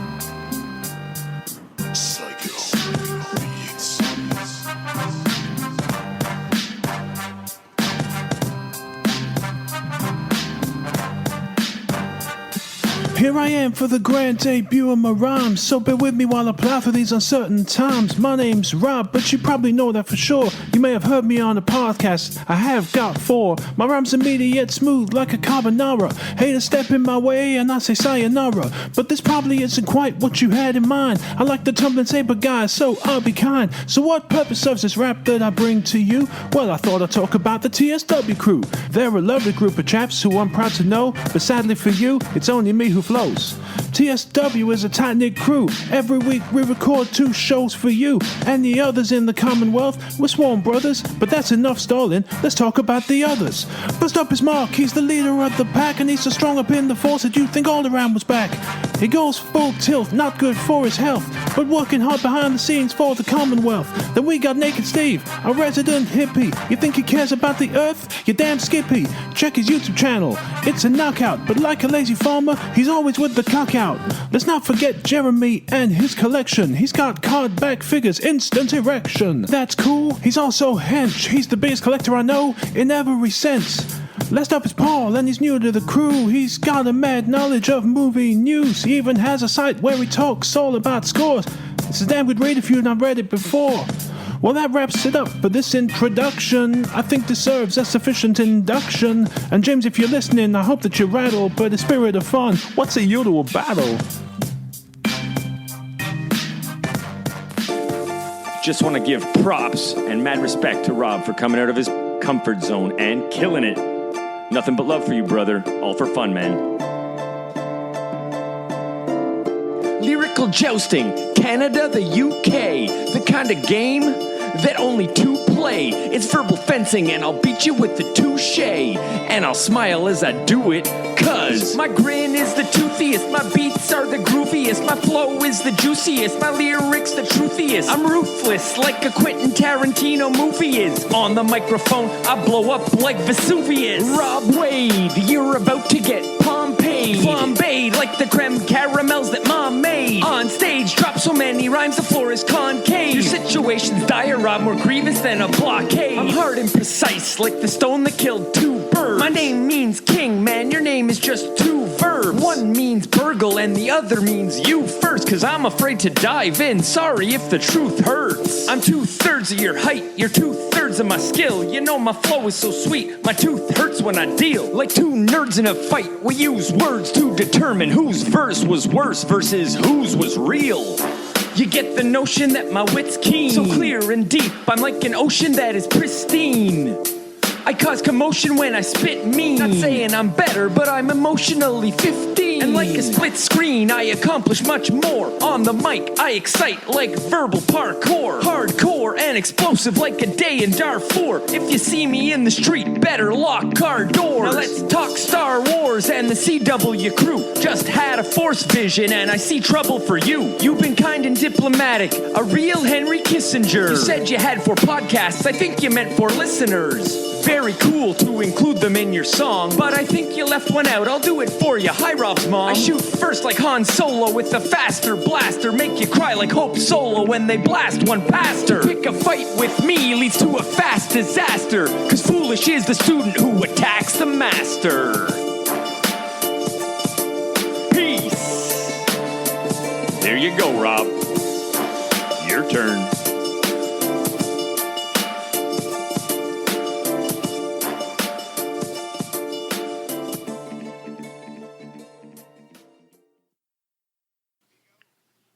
the first verse, standing OU, guys. That was phenomenal. Thanks, guys. Man, Yeah, seriously. there's so much gold. James, you killed it as usual. Yeah, you killed it as usual, James. But we got to give props to the Wade MC Big Wicket. You killed it, man. Like seriously, like I'm so proud of you. Like you really had a pair of cojones to do this, man. Oh no kidding. That's cojones of steel, man. To step up and just strut at it. You're not stepping out of your comfort zone. You're strutting out of your comfort zone. Yeah, no, he definitely killed it. He we talked a lot back and forth over the course of sort of putting this thing together, and I like Rob. I liked him before we started this project. I like him more now. Not only is he a smart, fun guy, but he's just a really nice guy too. So to do a rap battle with a guy you really like was sort of fun and challenging because you got to cut him up a little bit, but in a PG friendly way. It presented a set of challenges, but I think we both sort of he raised my game by raising the bar himself. So well done, Rob. Yeah, and a number of really cool lines spit out by both you guys. Rob's Alderaan is back line was that's his best one, definitely. So strong up in the force, you'd think Alderaan was back. What a great line. Yeah, I was partial to the line about Mark being like, because we have to give props to Mark too. Like this guy's all over the place for the Commonwealth, like really bearing a heavy load, and he's doing the Lord's work. It's not good for his health. yeah, for sure. It ain't. And it had been a long time since I heard anybody. Probably the last time I heard someone say "damn Skippy" was when I used to watch WWE, and so that put a big smile on my face. And he pulled it off. Yeah, and his lazy farmer who always leaves his male chicken out is a great line too. Yeah, I don't think we're going to upset the censors on that one, but hopefully no one complains. No, that one should be fine. So anybody who did listen to them, we both did put in a little bit of work into these, and by a little bit I mean probably more than our wives and families would have liked us to. But all for fun and all because, bless you, little guy, all because we really were into the project. And the number one way you could say you liked it or didn't would be to give us some feedback. Whoa! Like my little guy loves it, and he's letting us know. Feedback would be really, really appreciated, like email or Twitter or any kind of messages. Let us know which lines you liked, which jokes you liked, what maybe stuff you didn't, but just give us feedback. We would really love that. Both Rob and I are eager to get people's impression on this stuff. Yeah, I mean, and well deserved. James, for your stuff, the Vesuvius Pompeii part was brilliant. Thanks, dude. The Grievous Blockade part. That's a subtle line for the real fans. Some people won't catch that until maybe we pointed it out or if they listen to it more than once. But I tried to put in some more subtle lines for the hardcore fans. That's one of them for sure. The 2/3 burn was a thing of gold. Yeah, emotionally 15. Yeah, there's more of those. I tried to make them personal, so there's some more personal burns coming. But thanks, guys. I had fun. Definitely had fun putting that stuff together. I like rhymes and I like words, so there you go. Yeah, so hit James up at Tommy Bombadil 1 with your feedback, and Rob's over at Rob Wade Vision. I know they're definitely looking forward to some feedback there. And I think Rob's second verse drops on the next episode of After Dark Side, which comes out. Shouldn't have to wait long. Thursday or Friday. It might actually already be out by the time people get around it's possible. to this. Glorious. All right, that's in full effect now. And we'll close out the show here with Corey's favorite segment. It's his weekly Twitter poll. So Corey, why don't you take that away? Well, first of all, I'm not going to say it's my favorite segment, but I enjoy doing it. And this week, again, big numbers. I'm going to say it again tonight, but this is the Sparta awesome poll. We got 300 votes on the nose, right on the needle. So anyway, really just general Star Wars question. Any fan could have really answered it if you'd watched the movies. So it says, Star Wars, by the end of the saga, what planet will have been of the most significance or importance in the galaxy far, far away? Comment for other. So 0 comments for other, but we had some feedback for sure. So your options were Coruscant, Ahch-To, Tatooine, or Jakku. So surprisingly, Ahch-To only came in at 6%, which is kind of sad to me. I really thought for some bigger numbers there. Jakku at 16, Coruscant at 20, and 58% for Tatooine, which is again a landslide. No surprise. It's been of the most significance to this point. Yeah, I mean that's out of your 300 voters, that's what 154 votes for Tatooine. Makes sense. It's been in 5 of. Yeah, there's no question. I mean, from what we know today, October 11th, 2016, about to go October 12th. Tatooine's where it's at as of this very moment. But that being said, I voted for Jakku for 2 reasons. One, that by the time I got to your poll, every other planet had 1 vote and Jakku had none. So I evened out the playing field, gave everybody a little love. And again, I'm making an educated guess here that in a year from now, or by the end of 2017, I think we are going to be talking about Jakku in the same way that we're talking about we've talked about Tatooine for the last 40 years. I think there's so much going on there that we are only now starting to see the tip of the iceberg. And when part 3 of the Aftermath novel series comes out, we're gonna see the Battle of Jakku. We're gonna read all about that. We've already kind of touched on it in Lost Stars, although we couldn't really pull anything out of that of significance.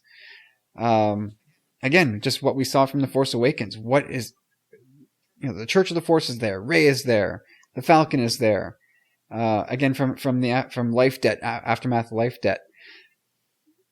Palpatine was there. Digging, excavating.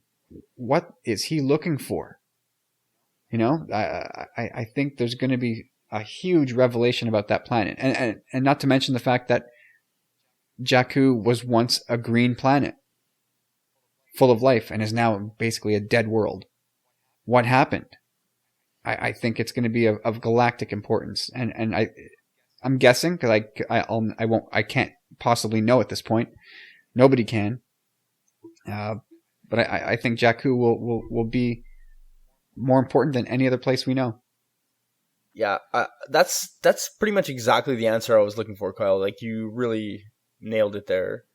Like, I think, people kind of misconstrued the question in the sense that they're looking for, it almost became the most iconic planet at this point. Like, I was really hoping that people would get speculative on it, kind of, you took an educated guess there, and I really like where you went with it. And it's sad to me to see that, Luke's found the first Jedi temple, and it solely rang in at a 6%.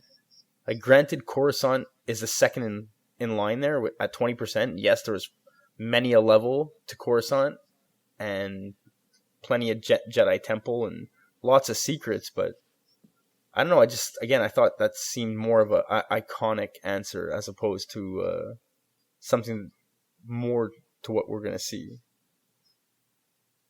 But I really like where you went with that, man. That was very out there. Well, yeah, but Coruscant, Corey, we know that it's important. Ahch-To could be, but it could be they could just get off the island in the first scene and that's it. Like, it's not important at all. He says, "No, I didn't find what I was looking for," and thank God you're here. Let's get out of here. Get the hell out of here. I don't think that's what's going to happen. This place sucks. But like, to guess Ahch-To, you're putting your faith in something that hasn't happened yet. Whereas to the other planets, at least they're important. Already. I'm not saying you're wrong that Ahch-To definitely could prove to be super pivotal in this whole storyline and maybe become the most important. Although I suspect my Kyle's thing probably is just right. a meager 6%. Yeah, it's like, take a gamble. We're not putting money on it. You know what I mean? Like Coruscant just seemed like the kind of low hanging fruit, as Kyle would like to say. Well, it also probably depends on what you mean by important, right? It's like I think Act 2 is going to be set as a stage where we just learn a lot of things, but nothing of real importance is going to happen there. It's going to be a place where Rey has a very important flashback. It's going to be the place where Luke and or Rey talk with the Yoda ghost, or they learn something. Yeah, well, that's significant. Revelatory. Like he's been waiting there for so long. Like it should be for the saga. If he's waiting there for God knows how long, and you had written a blog piece saying that possibly Rey might be the key, or that you need two people to be able to do whatever he needs to do to discover these secrets, if there are any. Right, but the acquisition of knowledge is not as important as acting on it. And so if they pick up the knowledge on Act 2 and then take it to some other planet and then use that knowledge there to actually affect future events, I think that planet becomes more important than where they learned the info. Well, for sure, like by your own by your own logic, Corey, you should have Dagobah system on that list, because that's where Yoda gained all his Jedi, knowledge and experience meditating in the swamp. So super important, right? Buff. It was in the hopper, but you get 4 choices. No, but you see the parallel I'm drawing. Act 2 could be a similar. Yeah, without Yoda, there's no Luke, kind of. Yeah, it is. Yeah, I think. Well, I mean, think what's more important? Is it, James, to you? What's more important for your career? Is it where you learn to be a teacher, or is it actually the act of teaching children? The golf course. C. But you see what I mean, right? I do. Yeah, B for me. But I see Corey's point that they may learn important stuff. But again, this is sort of semantics too. We all have our sort of different view as what important means. So to Corey, that's more important. To us, maybe it's less. Yeah. All right. Well, there you go. There goes the end of episode 45 of the Tumbling Saber podcast. Any last words, gents? That was awesome. It flew by. Yeah. Congrats to Rogue Welcome. Squadron again. And welcome. Ads and Connor. Connor for getting knighted, and shout out to the Commonwealth. Yeah, absolutely. And the wrap. Big ups to the Star Wars Commonwealth. Welcome, Rogue Squadron. Again, check them out on iTunes and Twitter. Super fun guys. They're here to talk Star Wars with everybody. So get on board. Follow the Star Wars Commonwealth, man. We're starting to go places. So Corey, your Twitter handle, what's that? It's gonna be a C110P at Chop Rules with a Z. Hit me up. James, where can we find you on Twitter?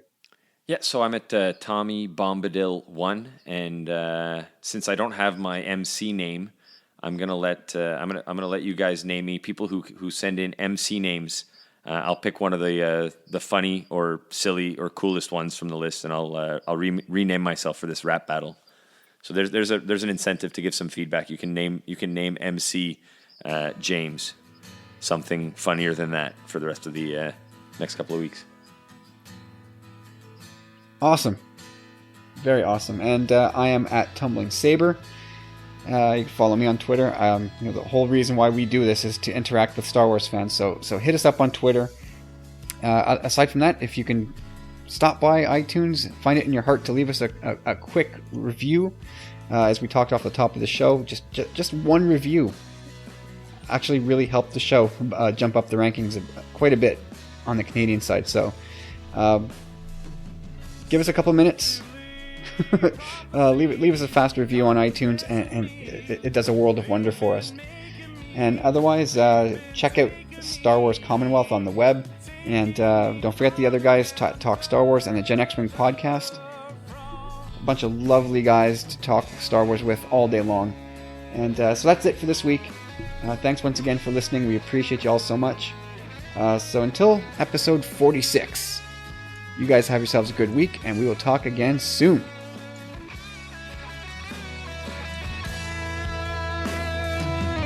Self-redeeming qualities, have they hindered me? Hindering, was I blind to see? Blind to see that you needed me, all of me. Well, you were there for me. I will be there too. Watching, listening. Every moment wanting all of you, and I believe I can save you, just don't let me go, and I can see I'll be waiting, always waiting, just don't let me go. Just don't let me go.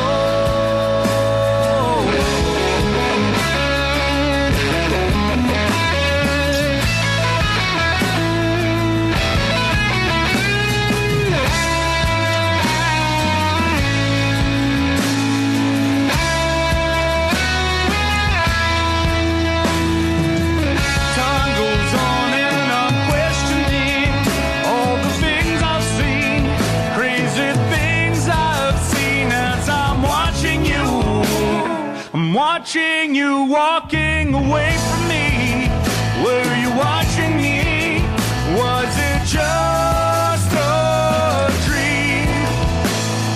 Just a dream. And I believe